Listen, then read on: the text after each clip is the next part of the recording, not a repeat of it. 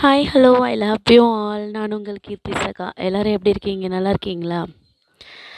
இன்றைக்கி உங்களோட நான் என்ன பேச வந்திருக்கேன்னா, ஒரு சின்ன ஒரு விஷயந்தான் இன்றைக்கி.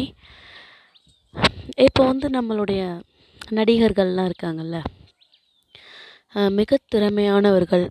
அவங்க வந்து அவங்களோட உடம்பு ரொம்ப ஹார்ட் ஒர்க் பண்ணி, ரொம்ப எப்படி சொல்கிறது, ரொம்ப அவங்களுடைய அவங்க மெயின்டைன் பண்ணி சாப்பிடாம அந்த மோந்து பார்த்துக்கிட்டு, சாப்பாட்டை மோந்து பார்த்துக்கிட்டு அந்த மாதிரி ரொம்ப ஹார்ட் ஒர்க் பண்ணுறவங்களாம் நிறைய பேர் இருக்காங்க.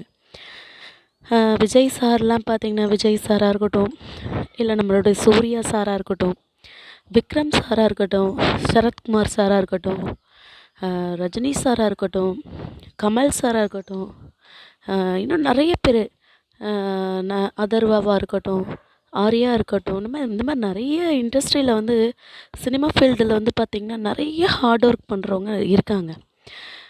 அப்படிப்பட்ட ஒரு சினிமா ஃபீல்டில் வந்து உள்ளவங்க அவ்வளோ ஹார்ட் ஒர்க் பண்ணி சாப்பாடு எல்லாத்தையுமே மெயின்டைன் பண்ணி, அவங்களோட டயட்டை மெயின்டைன் பண்ணி படம் எடுத்து ஃப்ளாப் ஆகிடுது. எப்படி?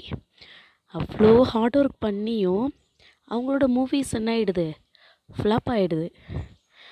இப்போது ரீசெண்டாக பார்த்திங்கன்னா, இந்த கங்குவா மூவிலாம் வந்தப்போ சூர்யா சாரை எவ்வளோ டார்ச்சர் பண்ணாங்க தெரியுமா? ரொம்ப பாவம் அவர்லாம் வந்து எப்படி சொல்கிறது, அவர் டோட்டலி அப்படியே டேமேஜ் ஆன அளவுக்கு அவருடைய கெரியரே, இத்தனை வருஷம் அவர் பண்ண மூவிஸ், இத்தனை வருஷம் அவர் பண்ண ஹார்ட் ஒர்க் எல்லாத்தையும் மாற்றி அவர் வந்து கெரியரை விட்டு வெளியே போகணுன்ற அளவுக்கு கொண்டு போனாங்க.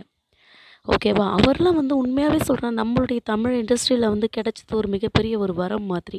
நிறைய பேருக்கு ஹெல்ப் பண்ணுறாரு, நிறைய விஷயங்கள் பண்ணிகிட்டு இருக்காரு. நான் இன்னும் நிறைய நடிகர்கள்லாம் சொல்லலை, எல்லாருமே இருக்காங்க, ஹார்ட் ஒர்க் பண்ணுறவங்க இன்னும் நிறைய பேர் இருக்காங்க.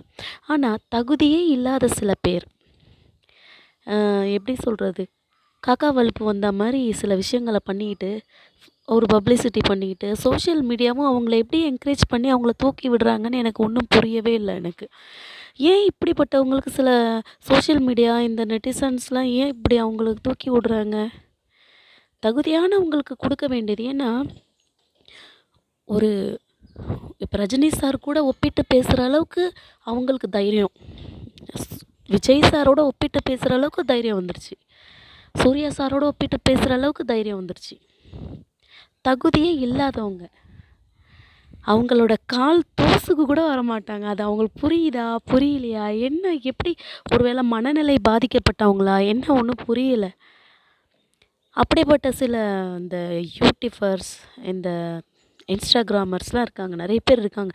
அவங்களுக்கெல்லாம் வந்து தயவுசெய்து என்கரேஜ் பண்ணாதீங்க. ஏன்னா அப்போ வந்து ஹார்ட் ஒர்க் பண்ணுறவங்களுக்கும் சும்மா வந்து பேர் வாங்குறவங்களுக்கும் வித்தியாசம் இல்லையா?